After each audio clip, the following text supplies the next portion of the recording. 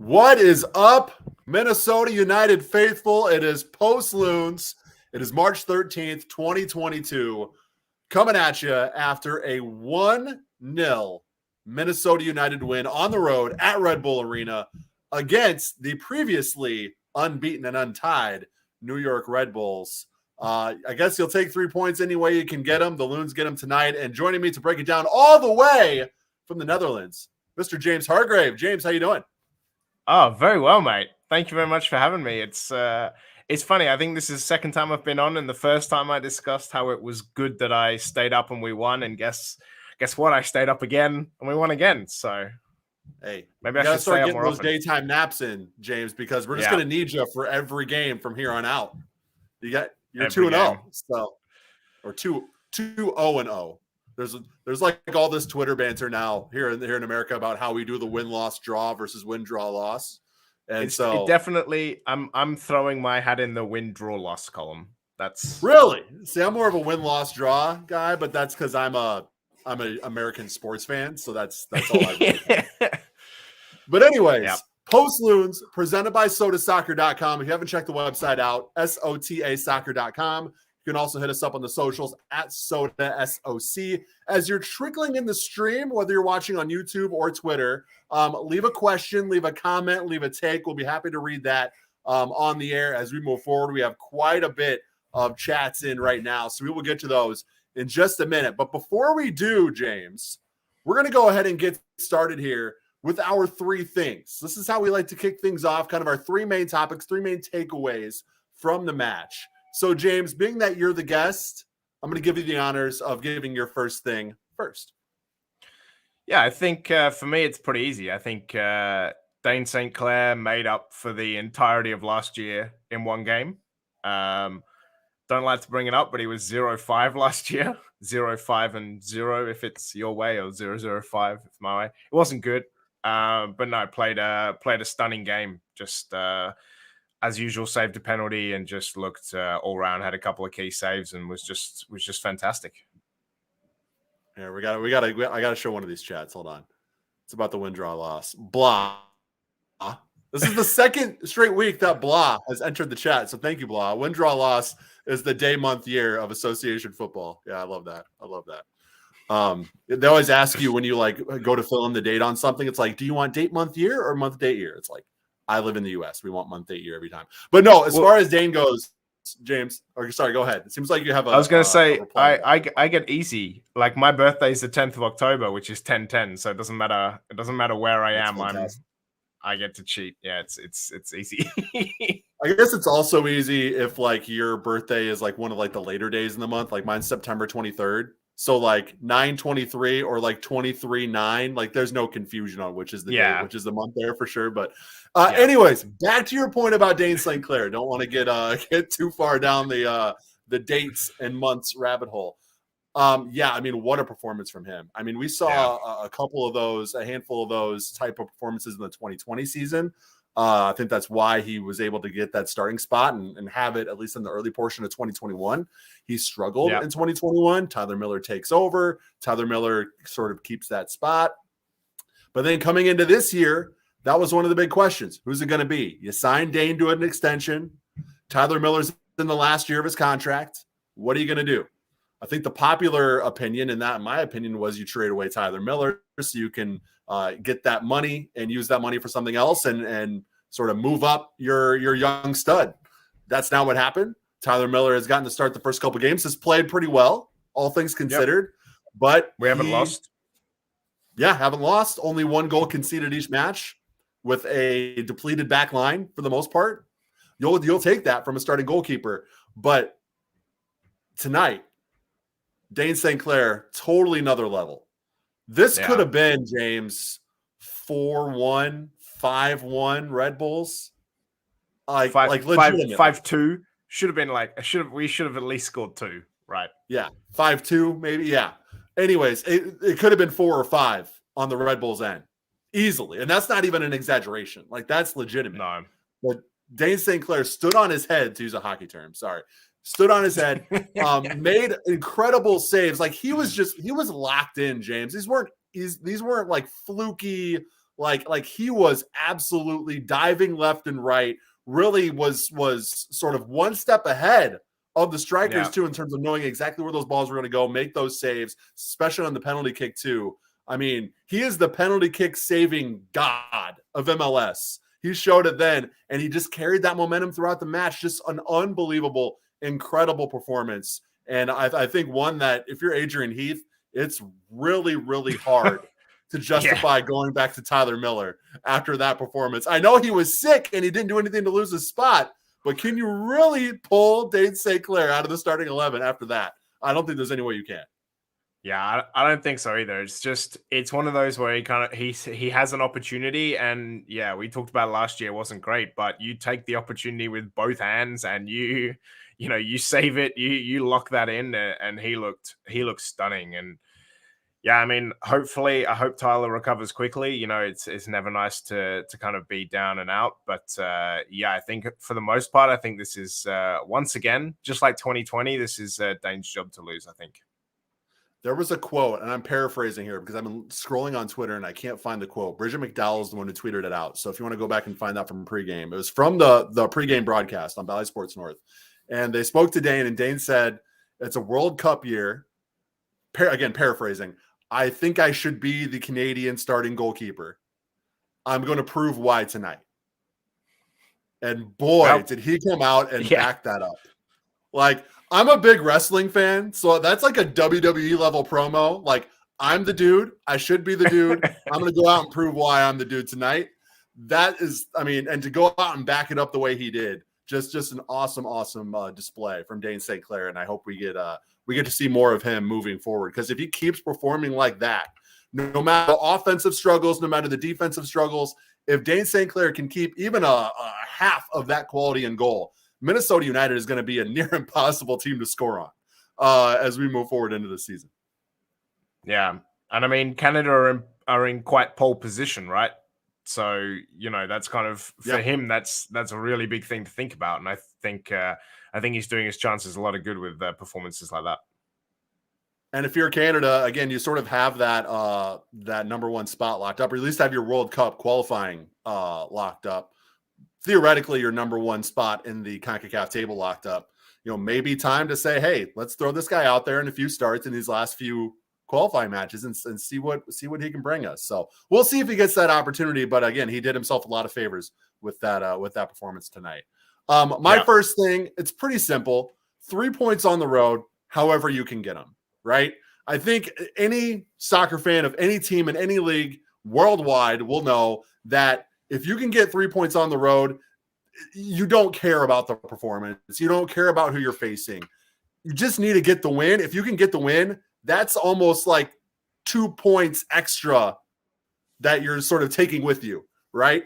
You'll take that any day of the week. And while by and large, it wasn't a super impressive performance. Like I wrote in my pregame piece for sodasoccer.com, this is an opportunity for Minnesota United to really make a statement that they're one of that top tier teams who can really hang with anybody in MLS. They got the win. I don't know if they really proved that tonight with that performance.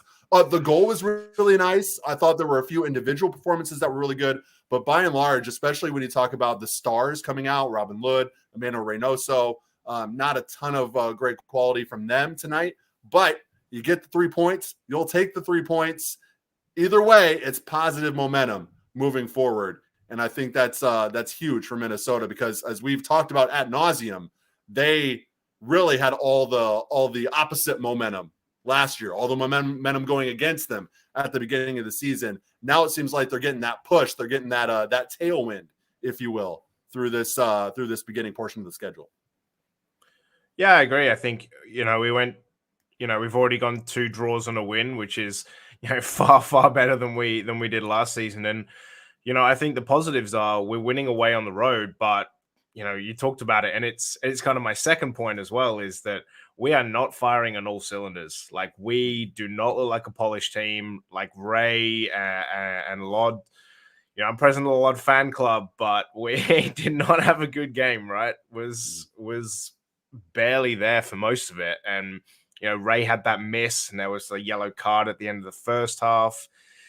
these kind of things, like we could have played a lot better. We played pretty scrappy. So did they. But if we can go on the road and get 3 points when our stars kind of look really average to poor, like that's actually really kind of comforting, because when they perform really well, that means that we can go and take on anyone. In New York Red Bulls, they were the last team that could have gone 3-0, and we stopped that. So it's not like we were facing like Cincinnati or Charlotte or someone, buried down at the table. This was a team that is good, so it is early season, but it's promising signs to see that we can still get 3 points away when, we didn't look exceptional. So, and it wasn't just these first 2 games for the Red Bulls too. They were carrying on a hot streak that was, the entire later portion of their schedule last year. I mean, I believe it was their last 14 matches. They were 9-4-1 or 9-3-1 in their last 13 matches heading into this one. I mean, that's a pretty impressive run over a large sample size of games. By far the most points in the league during that time frame. So you're taking on a team who is really firing on all cylinders, who had it figured out at the end of last year. Obviously, they brought some pieces in and put some pieces together to even continue and further that in the early portion of this season.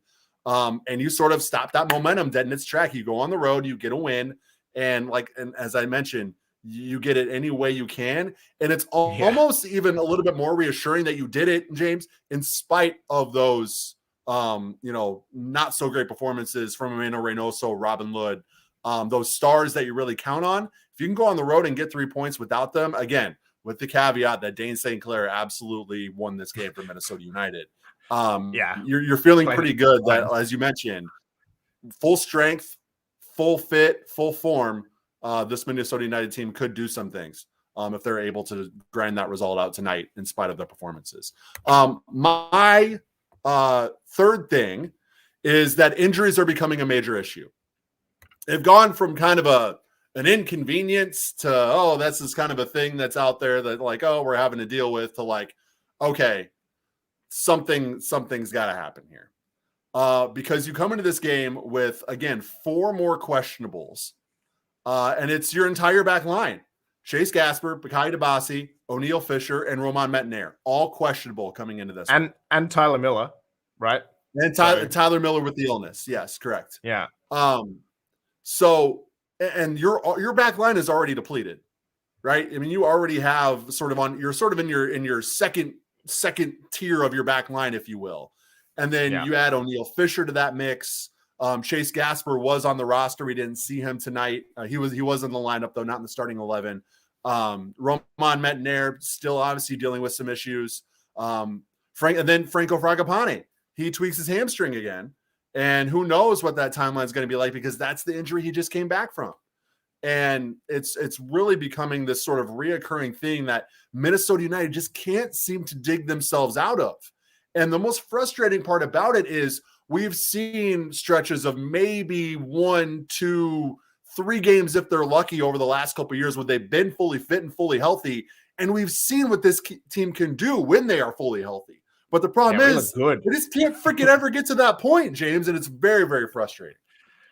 Yeah, I mean, I can't remember the stat off the top of my head, but the amount of times that our best front 4 played together last year was so small. I think it was a couple of games in the early season, then it wasn't until really back end of the season that kind of we got the band back together, right?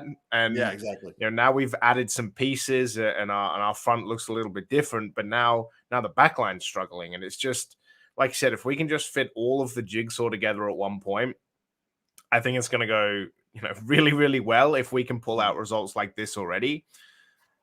The thing about Franco's injury is I'm not as concerned as I would have been last year, based on what I'm seeing from Bongi.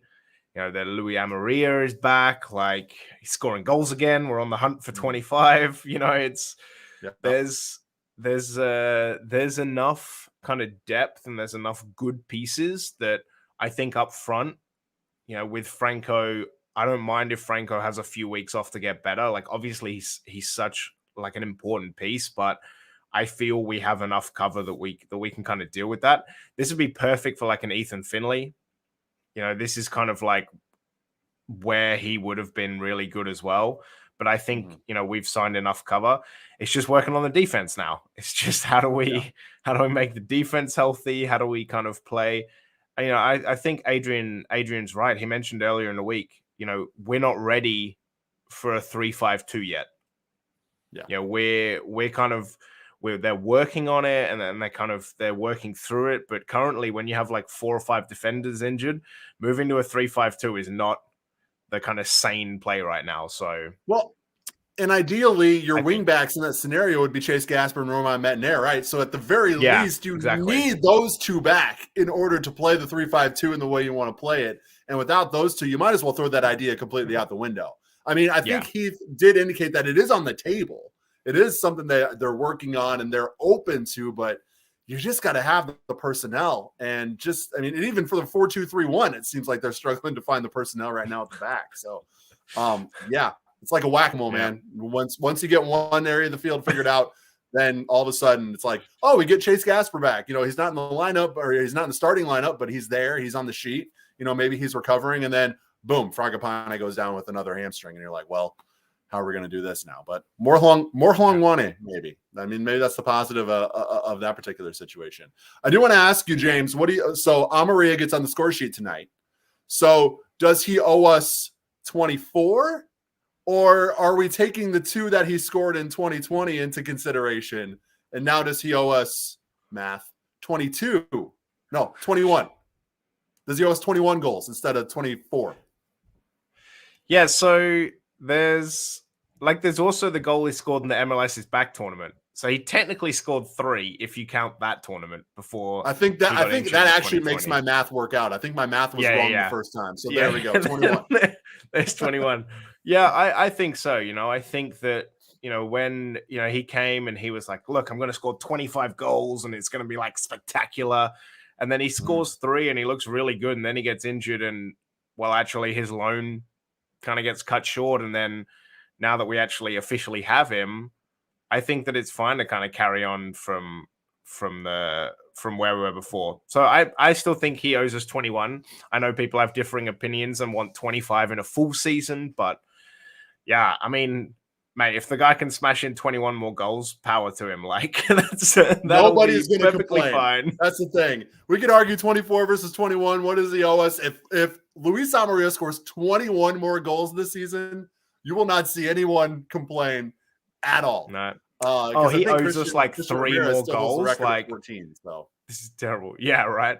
And that was our first season, I think, from when I was looking back. So we haven't quite hit those heights again. But last season was the first season we had under 10, under double digits from a top goal scorer. So I think for us this year, it's about not only finding more goals, because that was something we were terrible at last year, like really bad at scoring goals. I mean, if Luis Amarilla can score 21 goals, that's almost half of our total from last year, right? So, I think everyone's going to be happy with that. Absolutely. All right, so we're going to get into some of your questions and comments. If you are watching and you have not left a question, comment, take for us to respond and feature on the air here, go ahead and drop that in the chat while I talk about our friends over at 9th Street Soccer and Coffee. They had another Minnesota United watch party there tonight. They're going to have those periodically throughout the season for various road matches. So make sure you're following them on Twitter and Instagram at 9th Street MPLS. You'll see at the bottom of the screen there, it's all spelled out, NINTHSTREET MPLS. You can also head to their website, 9thstreetmpls.com, for all the information. But aside from the watch parties, aside from that kind of stuff, 9th Street Soccer and Coffee is one of the most unique and cool places I've ever been to, because it's part indoor soccer facility, part coffee shop. The coffee shop just opened a couple weeks ago. I sort of, as somebody who features 9th Street on the podcast, I get some perks, James. So I was able to go to 9th Street a few weeks ago and try some of the coffee. I think it was like some of the espresso. I'm not a huge coffee guy. I do drink the Galazzo brew on a daily basis, but I'm not a huge coffee guy, so I don't know all the intricacies of coffee. But it was some like espresso, I don't know, coffee thing. It was amazing. I don't know what it was. It was fantastic. It got me wired for the day. It was awesome. So great coffee and great times over at Ninth Street Soccer and Coffee. You can either sign up for one of their weekly pickup times. They have pickup times 3, 4, 5 days a week. So make sure you look up those times and get signed up. It's only like $5 for pickup, anywhere between 5 and 10, depending on the time. You can also reserve a field for your team if you want to get some indoor practice time in, for your party, for a group outing. It's really cool. If you want to get some guys together, you want to make sure that you have the field, you can do that. 9thstreetmpls.com, Twitter and Instagram at 9th Street MPLS, located at 801 South 9th Street in Minneapolis. Plenty of soccer players that you know in the Minnesota soccer scene utilize 9th Street Soccer and Coffee. I was just talking to Minnesota Gopher star Kenzie Langdock a few weeks ago. She mentioned that she goes to 9th Street every Saturday morning to get some pickup time in on the pitch. So that's the kind of quality you're dealing with over at 9th Street Soccer and Coffee. So make sure you check them out. 9thstreetmpls.com, 801 South 9th Street in Minneapolis. Big thanks to our friends over at 9th Street Soccer and Coffee for supporting Post Loons. All right, the comments and questions and takes are pouring in. So we're going to start from the very top here. So we got Exodus Zanimit. I don't know how you pronounce that last part. It says, that was scary. Bummer, I'm the only one here. Yeah, so he got in early on the stream. He was in at 8:07. We went live at 8:30. So Exodus, we appreciate you getting in early and sticking around. And yes, that was sort of a nail biter there at the end. Plenty of chances for the Red Bulls. Luckily, Dayne St. Clair was there to help lead Minnesota United to the win and help keep the Red Bulls off the score sheet. A few more comments and questions. Some of these questions, that's the great thing about our viewers here, James, is some of these questions actually get answered by other people in the chat before we can even get to them. So I do love that. I do love the little community atmosphere that we have here. Hype Brown. Gotta love this one. Hype Brown. Woo, DSC saves the match and Amarilla seals it. Wish I could have watched it because listening on the radio is torture. Yeah. So I mean, that's basically encapsulates the match right there. And I can tell you, yes, listening on the radio, there have been a few times where I've been out doing family stuff and haven't been able to get home in time to catch the start of the game. So I'm like on my way home, like speeding home, listening to the broadcast.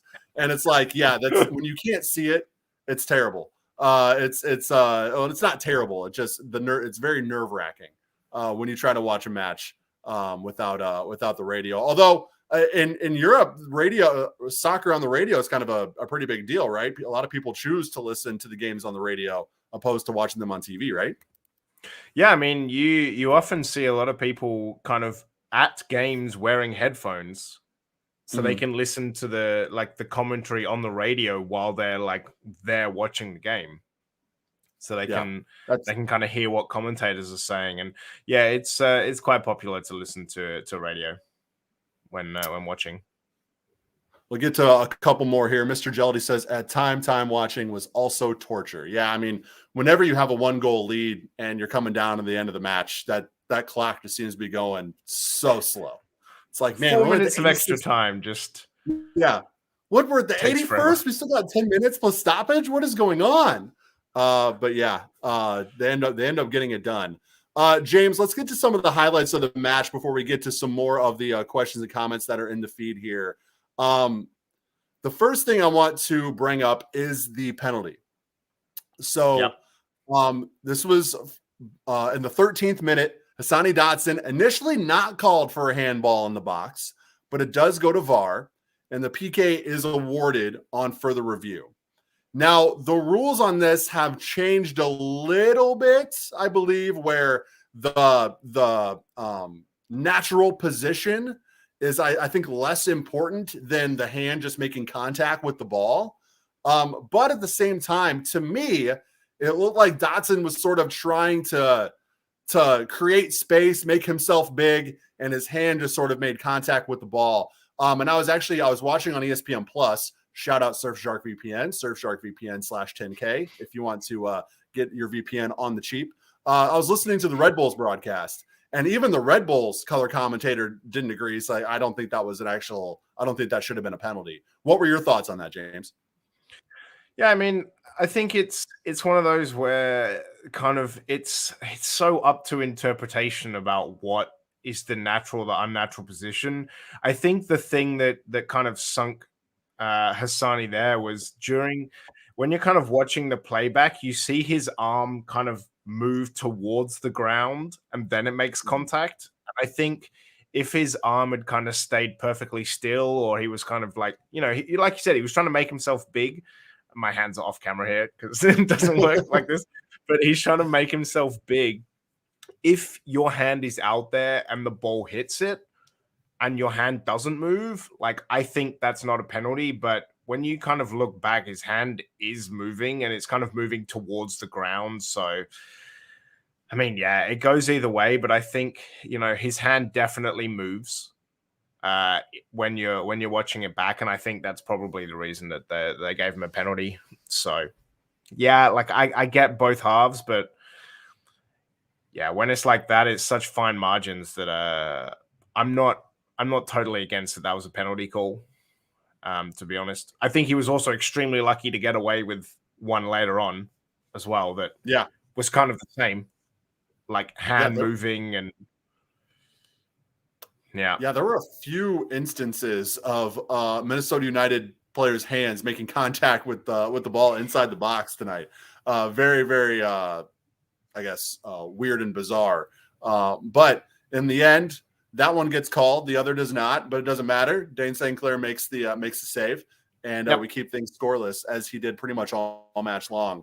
One thing I want to talk about is the play of Lewis Morgan for the Red Bulls. He was coming off a hat trick performance in the 4-1 win against Toronto, which was their previous match to this. And he was everywhere. He was kickstarting every single Red Bulls attack. His crosses in the box were all just pretty much on a dime, right on point. His set pieces were super dangerous. Really, really tall task for DJ Taylor at that left back position to try to match up with a guy like Lewis Morgan. I mean, if it wasn't for Dayne St. Clair, Morgan may have had 2 goals and 3 assists. Like, he probably would have been somewhere on the score sheet for all 5 of the goals, of the hypothetical goals that we're talking about for the Red Bulls. DJ Taylor, he had a rough start last year. I know Minnesota United's very high on him. There's a reason he got that start tonight on the left. But again, it was another performance, albeit against one of the best, I think, wingers in MLS and Lewis Morgan, but just another performance where he's going to want to try to forget about that and move on. What are your thoughts on him, I guess, as we move forward and move away from this match? Yeah, I mean, the guy only played, 8 times last year, I think. So, like, not a lot of playing time, to be honest. And, he's 23, 24, so he's also still quite young. And yeah, you're right. Going against one of the best in the league, I think this is more, you kind of take this as a learning experience. You go, hey, we didn't have a super game, but he didn't score. So, that's kind of one tick in the column. Like, hey, we kept him out of the back of the net. So I think there's positives that you can take away from that.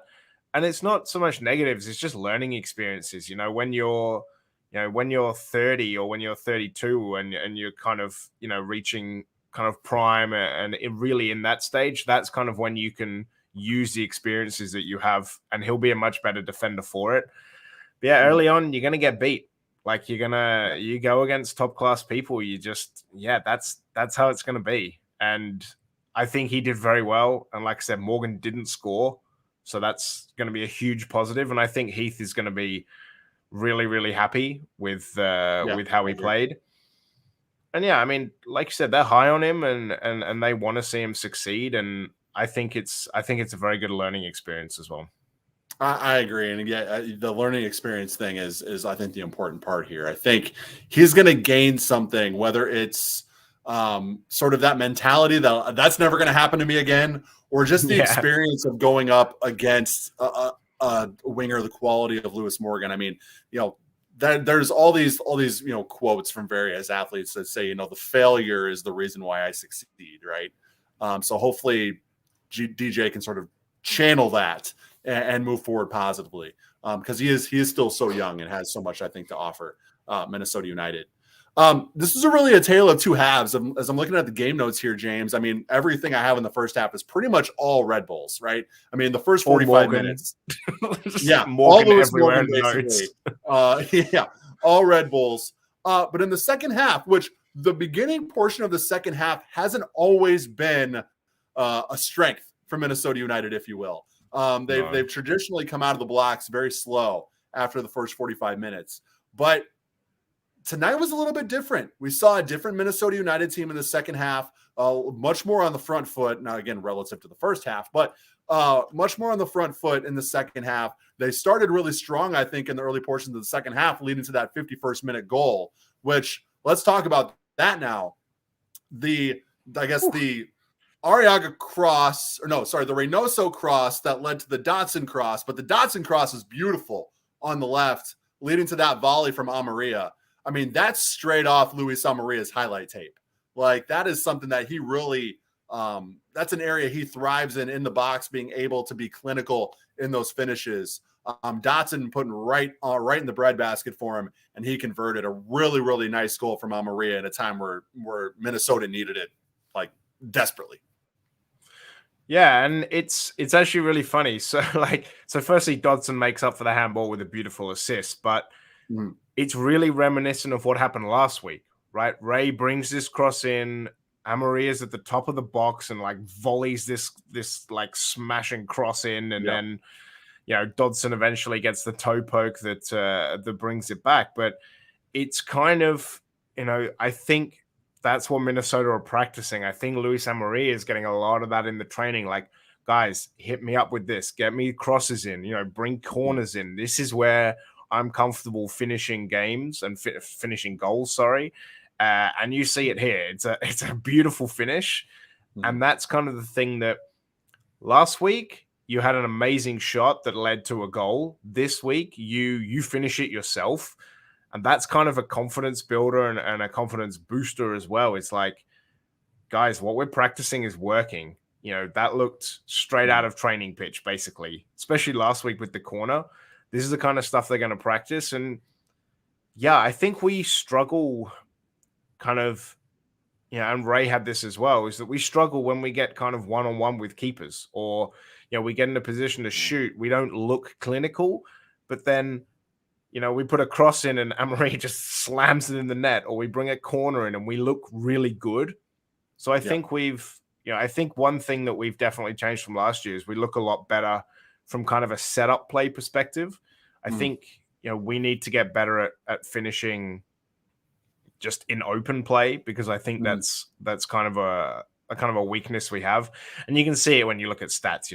We talk about we didn't score that many goals. So it's one of those things. If we're going to do the same that we did last year and not let in any more goals, then we've got to really, really work out how to score. And this is a perfect way of doing it. If we get good at set pieces, then like we're gonna do very well, I think.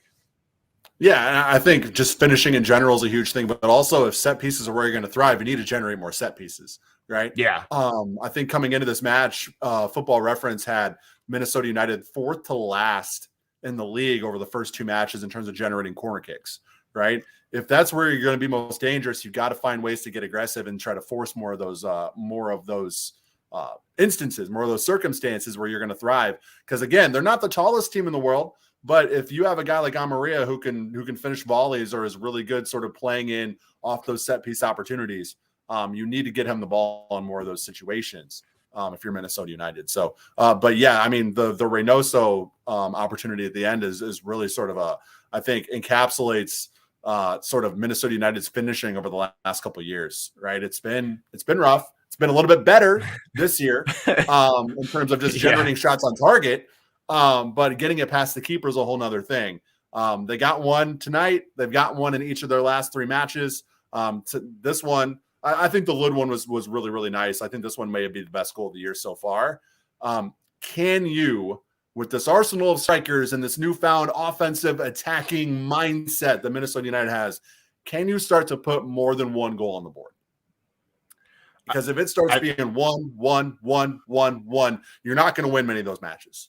No matter how good Dayne St. Clair is playing in goal, You're not going to win many of those matches. You got to find a way to get the ball back to the net multiple times, because that's with the back line, especially with the injuries, but even the aging back line, we like to say, no Ozzy Alonso in the defensive midfield. You're going to have to outscore teams at some level this season if you're going to want to get into the playoffs and sort of get just generate a positive season, right? And you can't outscore teams usually scoring one goal. They did it tonight. They got lucky. I mean, they had an absolute outstanding, a brick wall in net. But you're going to have to find more consistency in finishing chances, because it's been the Achilles heel over the last couple of years. Things are looking up from a shots on target percentage standpoint, which usually indicates you're going to score more goals. But we need to see it come to fruition in order for me to get really confident, like, okay, this team is taking the next step. So it's that good old XG. It's a super important stat. Yeah. We need to see goals, right? We need to see expected goals. But I think you're right. I think, and the other crazy stat is that over these first 3 games, we have had 11 corners.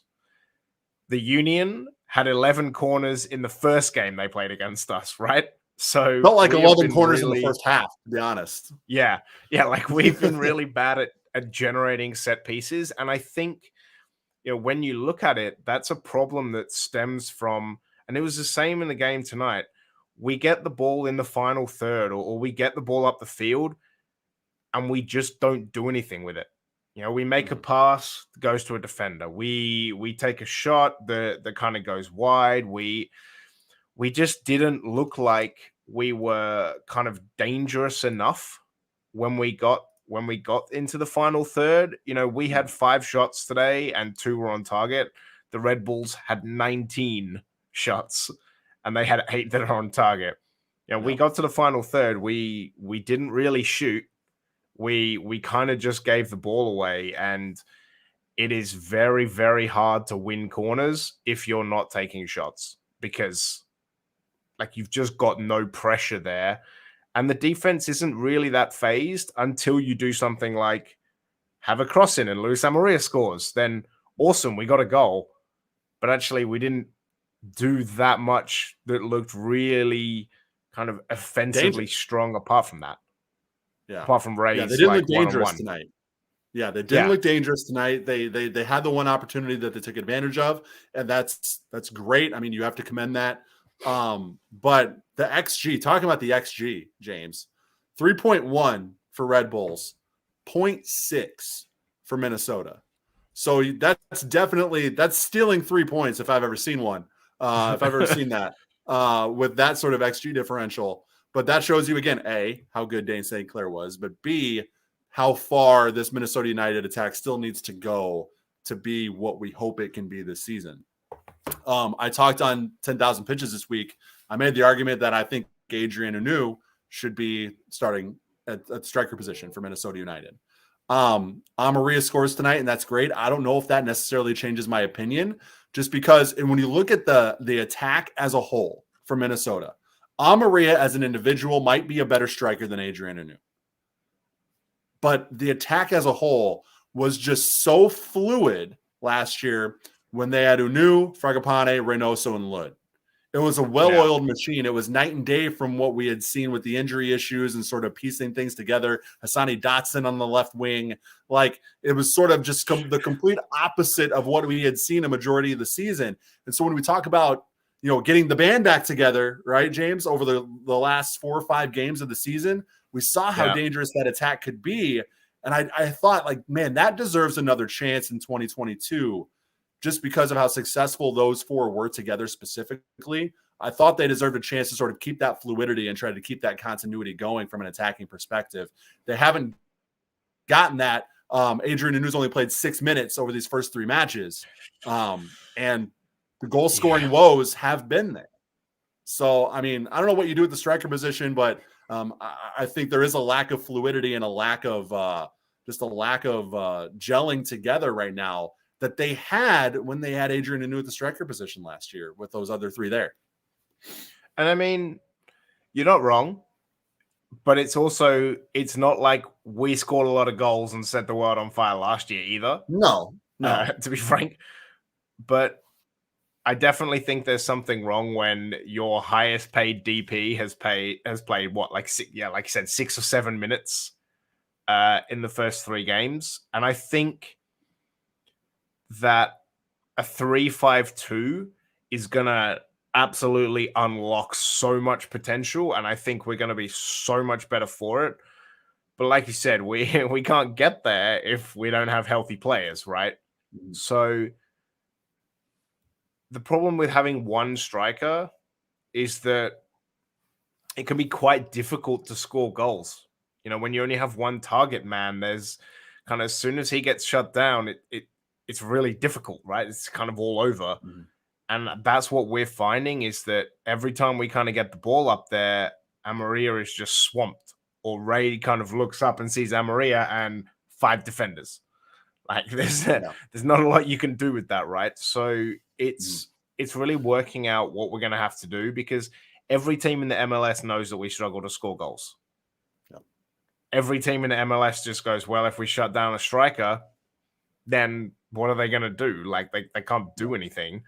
So yeah, I mean, I think the quicker that we put 2 strikers on the field, the quicker that's going to kind of unlock this whole different thing that we never knew, like the Indiana Jones puzzles, where everything just kind of like clicks into place and then the ball starts rolling like the stone. Like Yep. that's what I'm expecting to happen. But I think that we need to work out something before that happens, because if we wait for that, it's gonna be too late. Absolutely. All right. More questions and comments in the chat rolling in. But before we get to those, it's time to talk about our friends over at Stimulus Athletic. StimulusAthletic.com is a place where you can go. If you're just a fan of Minnesota soccer, they have some really good athleisure wear that you can get over at StimulusAthletic.com. But more importantly, if you're a coach, a manager, an AD of a school, if you own a lower league youth club and you're looking for somebody, maybe you're coming down to the wire this summer and you're looking for somebody to outfit your club with some quality game gear apparel. I'm talking jerseys, shorts, socks, backpacks. I mean, everything you would need to sort of off the field apparel, everything you would need to outfit your club with. Stimulus Athletic can help you out. They've been doing it for years with some of the best clubs in the area. I'm talking Minneapolis City, Flora, Joy Athletic, the Anguilla national team. They've gone international at Stimulus with the Anguilla national team. The American Outlaws do these little like merch runs with Stimulus Athletic about 2 or 3 times a year. And the jerseys that they do through Stimulus Athletic are better than the U.S. men's national team jerseys. I'm just telling you that right now. That's the quality you're working with over at Stimulus Athletics. And they're affordable too. This is not Nike. This is not Adidas. This is not some of those more expensive brands. You're getting quality game gear and apparel at very affordable prices with Stimulus. It's worth the consultation. I promise. It's worth shooting them an email, giving them a call, going to StimulusAthletic.com and clicking that Get Started button to start that process with Stimulus. I promise you will be happy you did. Jason Mora, I mean, if you know Minnesota soccer history, you know the name Jason Mora. Played for Minnesota United a couple of times, decided to plant his roots here in Minnesota and start a business to help local teams and local clubs, and that has since branched out nationwide and worldwide. Stimulus Athletic, quality game gear and apparel at affordable prices. StimulusAthletic.com. Click that Get Started button and let them know Jeremy and James from Post Loons and Soda Soccer sent you over there. A lot of these comments rolling in here. Let me switch the comments tab here so we can answer some of these. All right. Heron Blom says, does he start an actual rotation with keepers now, or is DSC still a permanent backup? James, I said this earlier. I don't know if you can pull DSC out of the starting role after that performance tonight. Not only that, Heath has always shown that he's going to go with the hot hand, whoever that is at the goalkeeper position. If you have a strong performance as a keeper, it's your spot to lose. That's kind of what Adrian Heath has sort of put out there. So I would fully expect DSC to have that starting slot moving forward. Again, it's unfortunate for Tyler Miller because he didn't do anything to lose his spot. He was just sick, but that happens sometimes. You have one guy come in, have a great performance, and all of a sudden that's the hot hand you roll with. I agree. Yeah, there's not much more I can say. I totally agree with that. Hype Brown jumping back in the chat. So is Longwane going to get a start or what? Fraga needs a break. Who knows what? We're not in the post-game press conference. I haven't had a chance to check Twitter long enough while I'm doing this to see what Adrian Heath and co have said about Fragapane's hamstring, about the timeline for what that's going to look like. But I do think that Hlongwane's performances have sort of put Minnesota soccer fans in a position where, yes, Franco Fragapane is a huge contributor to this team. And yes, it really does suck if he's going to be out for a while. But I think it also puts us in a position where this gives us an opportunity now to see what Hlongwane can bring you. Because we've talked about how many strikers this team has. So if he can fit in another area, particularly that left wing position where they don't really have a true backup right now, that could be something that really, really benefits Minnesota United in the mid to later portions of the season if he can get some consistent playing time in that position now. Yeah, I mean, and this is, I think we talked about this in our last pod on you Loons, found in where you find all major podcasts. We talked about, he is so young, right? There are only 4 players in our team that are younger than Hlongwane. Right. So there is so much that he has to learn and so much that he kind of needs to refine about his skills. But the raw talent, the raw pace, the raw skill is so exciting to watch. And I can't wait to see more of it. If Franco needs to take time off, I'm so excited to see what Hlongwane can do for a whole match. But I'm also totally fine with him being that kind of spark that you drop in and suddenly you bring all this energy to, overwhelm a defense that has kind of been out there for an hour already, right? Mm-hmm. So I'm looking forward to seeing him get some more game time. I want to see him start. I want to see him play a full match. And yeah, there's giveaways and yeah, there's some things that look sloppy, but yeah, the guy's 21, right? It's one of those things where he's just going to get better and better. And I think to do that, he just needs more game time. Absolutely. Mr. Geldy coming in says, feel like anyone starts at right back over Dotson going forward. Sad to see us put Rosales on over Unu. Look, I think in any ideal scenario, Hassani Dotson does not start at right back. I think really he only fills in that role when they literally don't have another body to fill that role. Right. Dotson is got to keep his capable. Hands. Yeah, exactly. He's Inside proven capable of playing that position. Yeah. He's proven capable of playing right back at a standard level. Look, he's gonna play there. He's gonna give you some good effort. He's not going to be a liability, I guess, at right back. He's going to give you what's expected at right back. It's not his ideal position by any stretch of the imagination. No. But when you don't have anyone else to throw in there, he is an okay option to put it right back. But yeah, I think if you have any semblance of health on your back line, Hassani Dotson does not start there. Literally anyone is healthy. Yeah. Which is what another interesting point on that, though, that as I kind of thought about tonight is, we kind of, and again, this may be Grant from the Dummy Run podcast putting on his tinfoil hat and sort of influencing Minnesota United Twitter, but I thought we were going to see more of Nabi Kiminguchi this year. Now, Jacob Schneider has reported that he's playing more defensive midfield in training, but I think he is a natural defender. So it's interesting to me that considering the desperation, I guess, that they've had in terms of personnel on the back line, that Nabi hasn't really gotten that look. Any thoughts on that, James?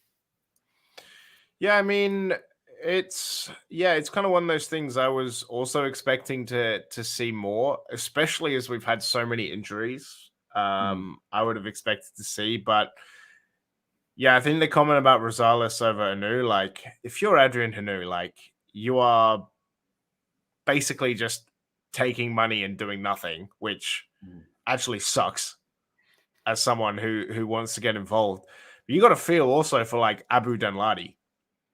The guy was signed over the summer and was just like the first practice match or the first off-season match or preseason match, sorry, like was put in at striker over Adrian Hanu, and everyone was like, "Wow, Dunladi's back! Like this is gonna be so great." And then we signed Luis Amarilla, and Dunladi's just never heard from again, just sitting on the bench, like doing also nothing. And then we're putting like Joseph Rosales, which is fine. Like, you know, the guy also quite young is one of the only people who's younger than Longwane.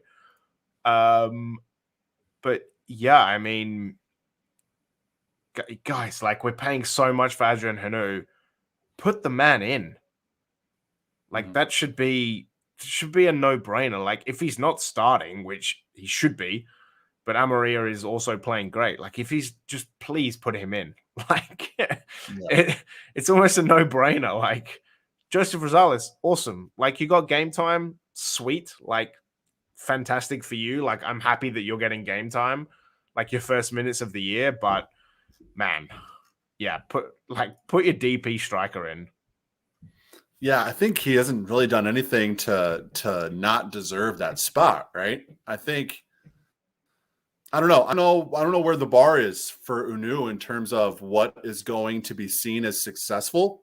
I think he's almost in a no-win situation when it comes to that because, you know, yes, he's being paid a lot of money. And yes, he's a designated player. And that comes with a certain level of expectation. I totally understand that. But 7 goals in half a year, his first year with the club. As we mentioned, when he was starting up top and that front four was able to play together, they were able to do some things. They were able to score goals consistently in a way that Minnesota United hadn't seen in since Christian Ramirez in 2017. That again, that's relative to nothing, really, right? Yeah. That's relative to an attack that's almost non-existent. But at the same time, they were able to grind out results and get results, much to the credit of the way that front line was able to play together in the latter portion of last season. And you could almost credit that exactly and specifically to what helped them qualify for the playoffs. To not get that opportunity with those two, and you plug a new piece into the situation. Now, again, we hit June, July. Maybe Amarilla is cranking on all cylinders. Maybe this front line is clicking because they've gotten time together. Maybe I'm proven completely wrong. But I really think that you needed to give a chance for consistency and continuity and fluidity, and maybe just work on Maria in, you know, as almost in the early portions as almost a bench option, and sort of integrate him in. Now, Dunladi is interesting because injuries obviously have plagued Dunladi over the early portion of the season. You know, he was back in the roster in the lineup tonight, not the starting lineup, but he was an option off the bench. I think with Dunladi, it's a little bit different because of those injury issues. I don't necessarily think you want to throw him in any unnecessary circumstance, right? Yeah, they're up 1-0 in the second half. I don't think you want to risk throwing Dunladi out there. Again, it sucks that we're talking about it like that we're talking about Dunladi as this like fragile, you know, player. But it's kind of the reality of the situation. There was all this hope that his health would be able to get back on track once he was signed, and you know that was really sort of his play and his contribution is sort of hinging on his ability to stay healthy, right? And so it's really unfortunate that we're this early in the season. We're talking about like, well, don't play him if it's not necessary. But I think that's where we are with Dunladi right now. But he's also somebody who's only going to benefit by getting on the field. So it's just this whole like vicious circle of like, we can't get guys healthy enough to stay on the field, but we can't necessarily like, I don't know, we can't put guys out there long enough to get to a point where they are going to really find their form and contribute at a high level. So it's just this, Minnesota United is in a very, very weird situation right now from a personnel standpoint. And so I don't know if we can really truly question things on a legitimate basis because of that. I think the new thing, I think we're both sort of on the same page that I think we think he should be seeing the field more, whether that's in a starting role or whether that's in a more prominent role off the bench. I think we both agree that he at least deserves that much. He's not getting that. But all in all, I think Adrian Heath is doing whatever he can just to get 11 guys on the field right now and try to get the best he can out of the players that he has. And you know what? we're 1 win, 2 draws, right? So Mhm. like it could be a lot worse. And last year it Yeah. was a lot worse. So, we're already 5 points from the year, and we haven't looked too bad, right? So Mhm. for us, there's a lot of things that we're like, oh, it's so doom and gloom, and we're missing players, and we got all these injuries, but we're winning games. Like Mhm. we're not losing. We're getting So results. yeah, at the end of the day, like that's kind of the best that we can hope for. And I mean, if you're gonna put Hanu on, I'm okay if Rosales comes on with 5 minutes to go. I don't want to see Mhm. Hanu on for 5 minutes or seven Mhm. minutes. Like that, Yeah. that's just a waste. Like Mhm. Ja'Cory Hayes comes on for three or 4 minutes, right? Yeah. Like these guys, that's just park the bus time, right? Mhm. Longwane came on 72nd minute when Franco got injured. I would have liked to have seen Hanu come on then as well. Yeah, I think you could have made that's a kind of double, where I'm almost at. like a double switch there. Sorry to use the baseball term, but sorry, a little bit of a double switch there where you bring Hongwane on for Fragapane, and maybe you do bring on Unu in for Amarilla at that point. And instead of really parking the bus, maybe you really try to go and get that second goal and sort of just put things away. And then you can park the bus with a 2-goal lead and you're feeling much more comfortable. But sort of that's just all hypothetical, sort of skepticism there. But I think the moral of the last 10 minutes of this podcast is I think Adrian Anu has earned the opportunity to get more playing time. I think we're both on the same page there. If you have any more questions or comments as we're finishing up, thank you all so much for watching. I think we have a record number of viewers here tonight on Post Loons. So thank you all so much. Big thanks to you, James, for staying up late with us. One last question. It's a pretty straightforward question here, but I think it sort of, I guess, begs a larger conversation. Heron Blum comes in and says, do we miss Alonso? Short answer, yes. Right? Short answer, very, very much yes. You miss that defensive presence in the defensive midfield. Yeah. It would very, very much make up for the backline issues that Minnesota United is facing right now to have that defensive midfielder in Ozzy who can sort of snuff out attacks before they start or drop back in and assist on the back line as that 6. But at the same time, I think Hervin Arriaga has done an excellent job as a newcomer over these first few matches. And again, he was not involved in the Nashville match. I think the thorax is going to be a term that lives in Minnesota United, the realms of Minnesota United Twitter till the end of time. I think if Minnesota United ever comes up with the museum, they need to put a thorax section in there. But anyways, the Philadelphia match and tonight, I thought Hervin Arriaga looked extremely good. I thought he influenced the defense as well as the attack. He's really more of a very, very well-rounded central midfielder in terms of where he can make an impact. And I think that's something that he sort of, in a way, makes up for what they lose with Ozzy Alonso. He doesn't make up for it 100%. I think that'd be impossible. But I think he does so in a way that Dotson and Trapp cannot. I think he sort of brings this defensive midfield presence that just seems to be lacking when it's Dotson and Trapp together. It's just sort of, there's a different look to that central midfield. It's more dangerous. I think it's just more, it just feels like a more complete portion of the pitch when Arriaga is there, whether it's Dotson or Trapp alongside of him. I think both those guys, I think that's proven that both those guys are really 8s. And Arriaga is really more of a 6. And I think that's why it feels more complete. Yeah. Yeah, I agree. I also think it's weird when you have Dodson and Trapp. And I guess that kind of leaves an almost bigger question is, if Trapp and Arriaga are both healthy, then where do we play Hassani Dodson? Mm-hmm. Like, that's kind of like where does that leave Dodson? Like, we have to kind of work him in as well. And maybe it's, a sub role, or maybe it's a rotation with Trapp to keep them fresh. But yeah, it's one of those things where it's kind of like, well, actually we have this kind of midfield that looks and feels quite good. There's a lot of youth, right? Arriaga's 24, whereas Ozzy was past 30s, right? So we're kind of bringing youth and speed is kind of what you lose in experience. So yeah, I think it kind of begs a wider conversation for future post Loons and podcasts is like, what do we do with Dodson and Trapp and Arriaga to kind of make sure that those three are getting enough playing time? Yeah. I think it's interesting that it's 2022 and we're still talking about where does Hassani Dotson fit into this thing.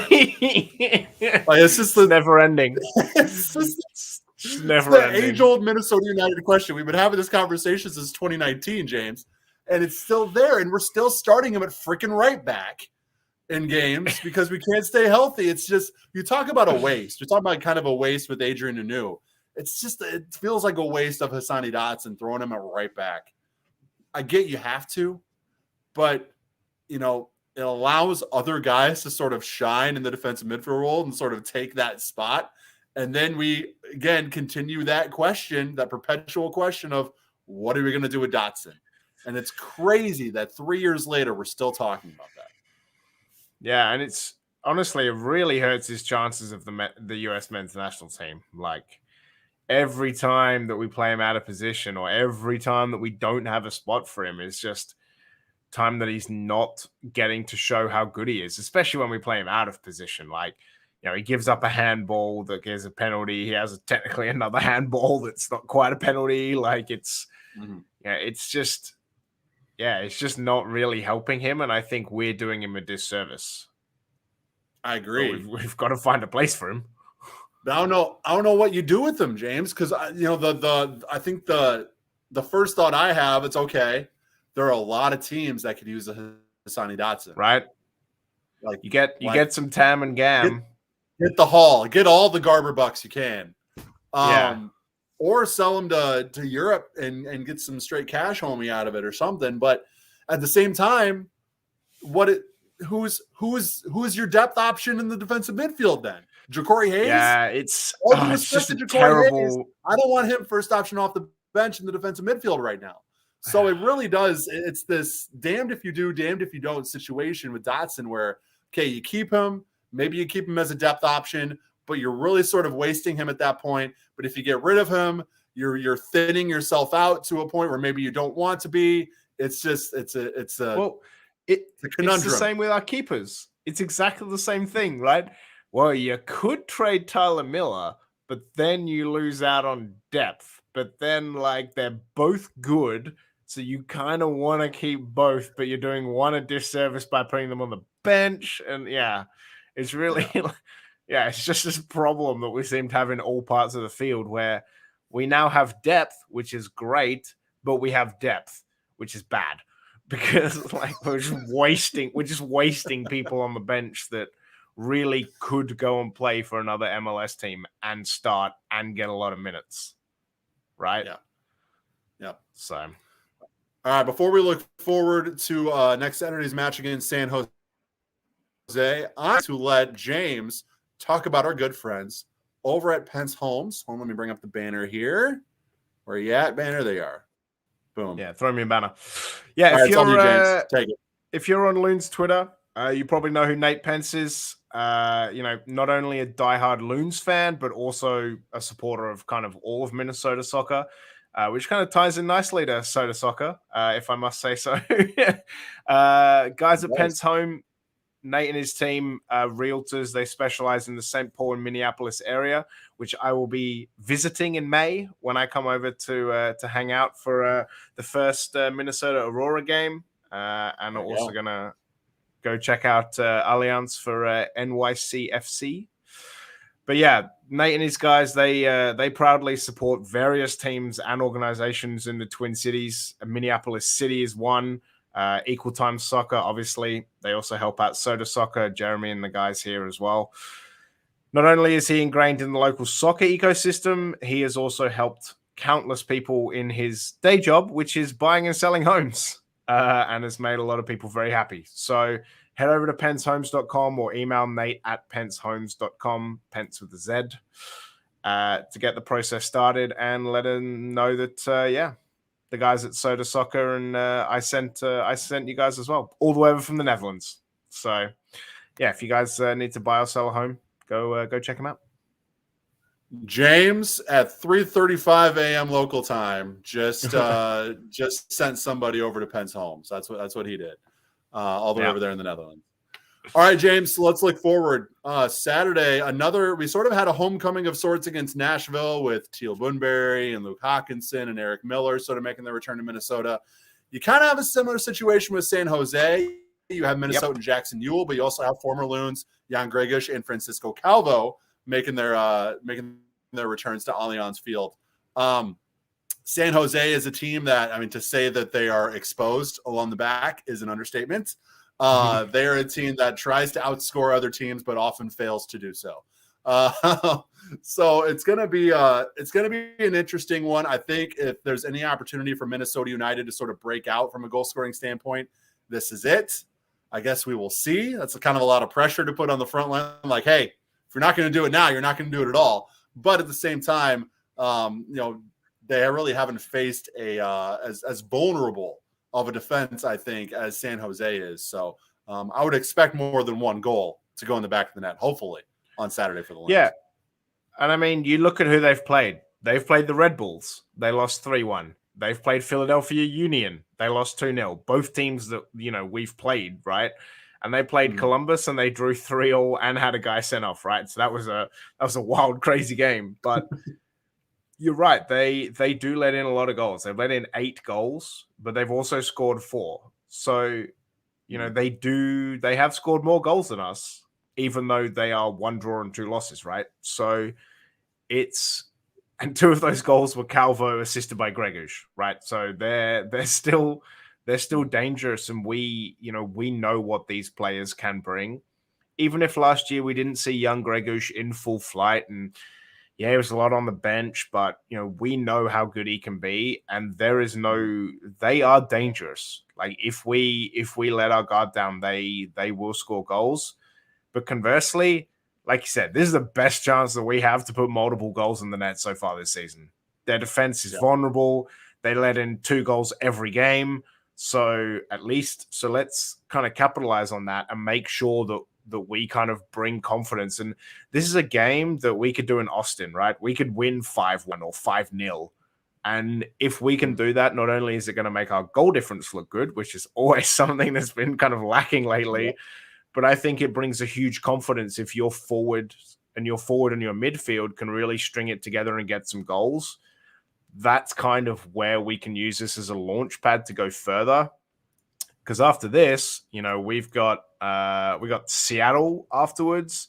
We got Austin. We got Colorado. Like these teams are up kind of the top. So, we really need kind of a boost to then also make sure that we can tackle these games head on as well. Yeah, I think 5 points out of these first 3 games is great. I think you need as you mentioned, with that sort of run of opponents coming up, I think you kind of need all the equity you can build from a point building standpoint, from a standing standpoint. So getting 3 against San Jose would be absolutely huge for that.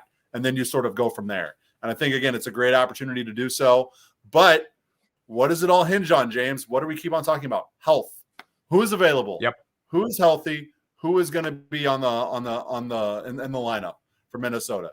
They were able, because of a just absolutely super heroic goal-scoring or a goalkeeping performance tonight, were able to grind out a win in New York despite health issues. I don't know if Lightning is going to strike twice in that regard. No pun intended from what happened in the Nashville match. But I think it all hinges on which your attacking options are healthy. And I think it's going to be sort of a prove-it game for Emmanuel Reynoso and Robin Lod, too. I think they're 2 guys who don't want to have 2 of those kind of performances back-to-back. They're going to have a big chip on their shoulder coming into Saturday, too. So if they're healthy, knock on wood, I would expect them to really try to break out and have big-time performances, too. Yeah, and, this is an important stretch for us. We've played 2 Eastern Conference teams and Nashville, who, they were Eastern Conference, but now they're with us in the West. We now kind of face 4 Western opponents. And like we talked about last year, and we talked about in 2020, especially during COVID, these are kind of your 6-point games.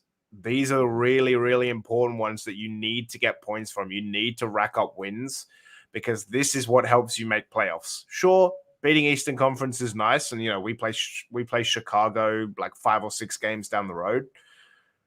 But if you don't kind of win a lot of your in-conference games, it's not overly going to matter what you do out of conference, because these are the ones that really make the big swing, especially in a conference so small.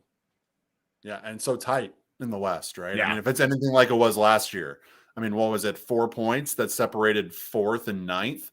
So, if it's anything like it was last year, any points you can get are huge.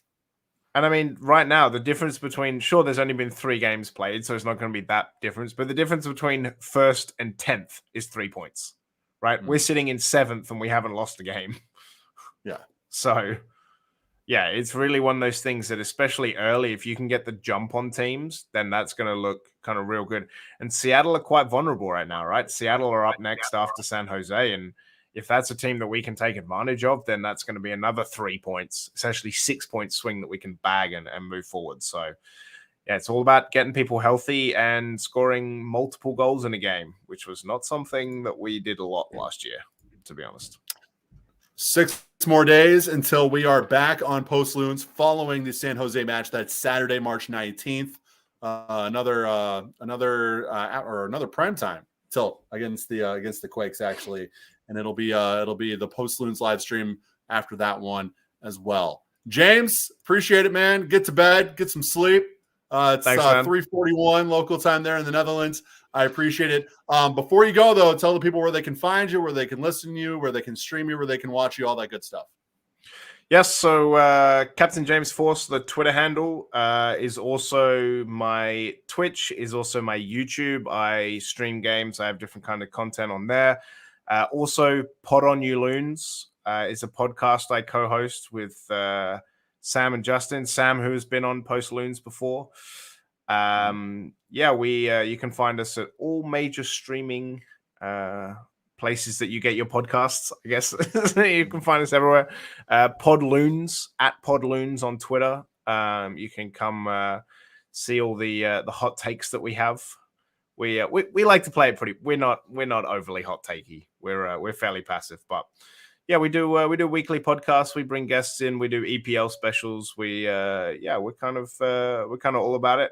And then we're going to be doing our first podcast all together in May when I come to Minnesota. We're going to do the first one of the 3 of us together. So that's going to be nice. Super exciting. I can't wait. I'm wishing it's May already so I can just get over there. Hey, not too far away. Not too far away. It's good. My Aurora gear should get here before then, hopefully. I got mine. So, I mean, I'm stateside. I'm, literally a few miles from where they probably ship it from. But I got mine. So hopefully that means yours is on the way and you should get there. You should get that sometime soon. James, appreciate it, man. Thank you so much. Also appreciate everybody who's checked out sodasoccer.com. Your new home for soccer coverage in the North. We cover Minnesota United, as well as everything happening in the lower league, college, and community soccer scene in Minnesota. So go check us out, sodasoccer.com, at Soda SOC on the socials. If you want to support what we do and help us out, you're going to get some early access to content as well on our Patreon, patreon.com/Soda Soccer. You can also catch us breaking down everything Minnesota United on the Post Loons podcast following every Minnesota United match. James, thanks again, man. Appreciate it. We'll see you around. No worries. I can also shout out you're a Patreon. As a Patreon supporter myself, you do get good content. So there you go. Love it. Peace. All right. Thank you, James. Thank you, everybody, for watching. We'll catch you Saturday.